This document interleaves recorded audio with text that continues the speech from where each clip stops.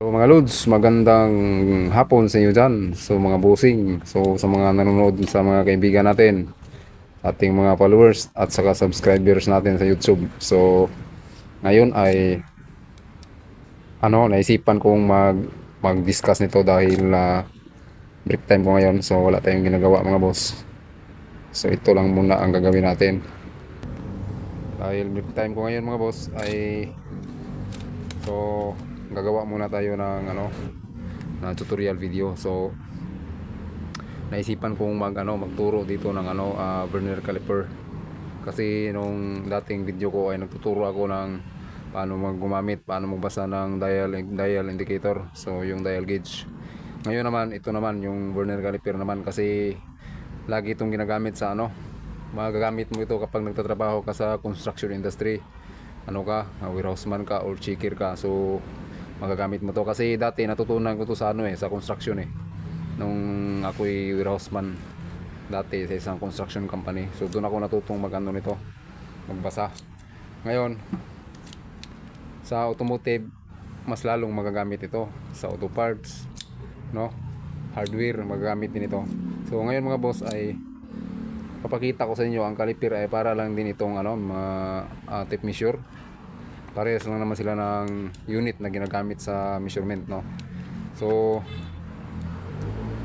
ang ginagamit dito mga boss, itong sa baba na mga number itong sa baba mga boss ay ito, sandali, parang dumilim lagyan natin. So itong sa baba mga boss ay ito, millimeter at saka centimeter dito sa baba. At dito naman sa sa itaas, dito ay ito yung kanyang inch or inches, So tinatawag itong imperial system or US customary system, itong sa itaas.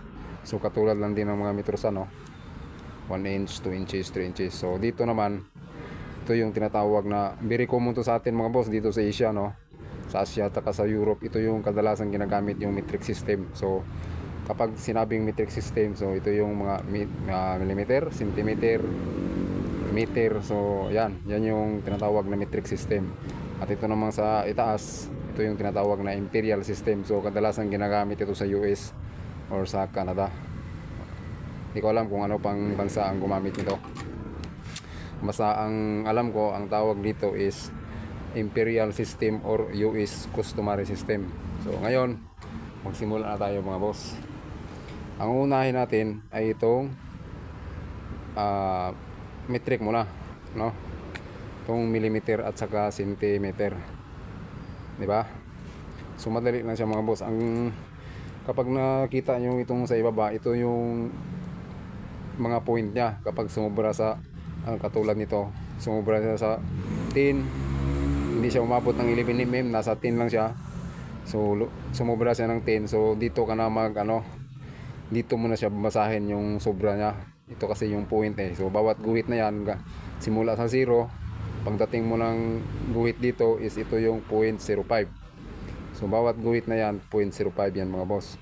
Pero kung susumahin mo yan, lahat yan 0.05 is aabot yan ng 1. Okay? 1 millimeter. Yung lahat na yan, yung 10 na 0.05. So tingnan natin, basahin natin.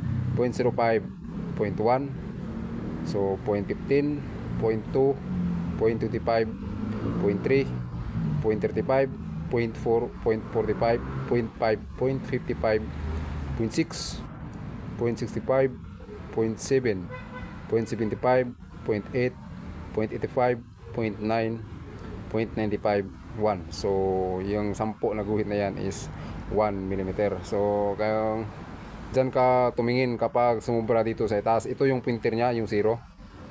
Halimbawa, nagsusuka tayo ng 5 mm. Nandito lang yan mga boss. Kasi itong dito, millimeter to or cm, 5 mm yan. 5 mm. Pagdating naman dito, 1 mm, 2, 3, 4, 5, 6, 7, 8, 9, 1 cm or 10 mm yan mga boss. Yan. 1 cm, 2 cm, 3 cm, 4 cm, 5 cm. Pero ako kapag nagbasa ako mga boss ay kadalasan ginagamit ko is millimeter. Kasi yung mga guhit na yan maliit Tingnan nyo. 1 mm, 2 mm, 3 mm, 4 mm, 5, 6, 7, 8, 9, 10 mm. So hanggang dito yan. 20 mm, 30, 40, 50. So di ba? Ang 1 cm is equivalent to 10 mm. 2 cm is equivalent to 20 mm. So ngayon, ituturo ko dito sa inyo kung paano magbasa kapag sumobra na, no? Hindi siya, itong zero na to ay hindi siya nagano sa kanyang guhit. Katulad nito. Di ba? Sumobra na siya sa 10 mm, di ba? Paano mo yan babasahin? Hindi naman siya umabot ng 11 mm. Hanggang 10 mm na siya pero di siya umabot ng 11 mm. So ngayon, dito kayo sa baba tumingin mga boss. Tingnan nyo. Hanapin nyo yan yung sa 10 guhit na yan. Hanapin nyo kung saan dyan ang ano dito sa itaas na guhit. So tingnan nyo. Yung nag-align siya sa itaas. So 7. So tingnan nyo. Kita nyo ba? Okay yan. Di ba? 7 yung nag-align. Di ba? So wala kayong nakita ang ibang guhit dyan na nag-align. So 7 lang yung nag-align dyan mga boss. Oh. So ibig sabihin ang sukat niyan is 10.7 mm. So hindi siya umabot ng 11 mm. So dagdagan natin ng konti.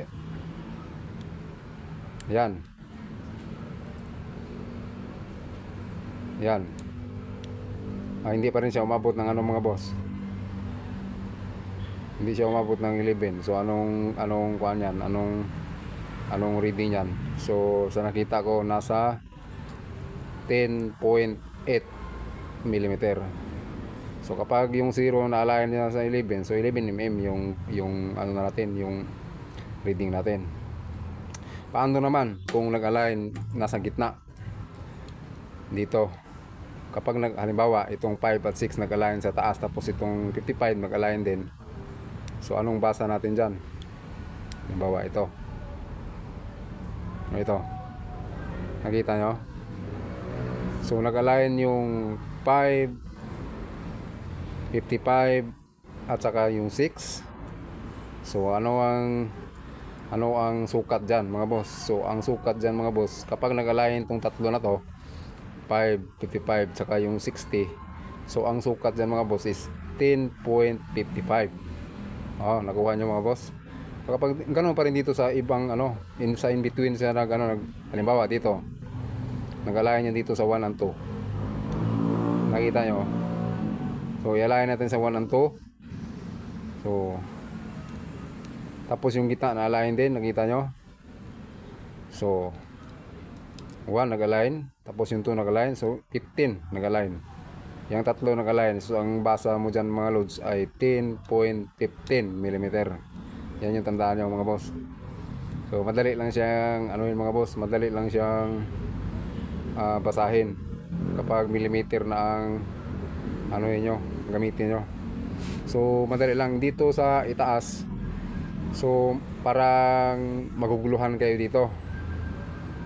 Bakit? Dahil fraction kasi ang nasa itaas, hindi katulad dito sa ibaba na decimal siya. Pero kaya natin i-convert yan into decimal. Sandali lang. Kasi yung camera ko. So nakuha nyo ba yung sa metric mga boss?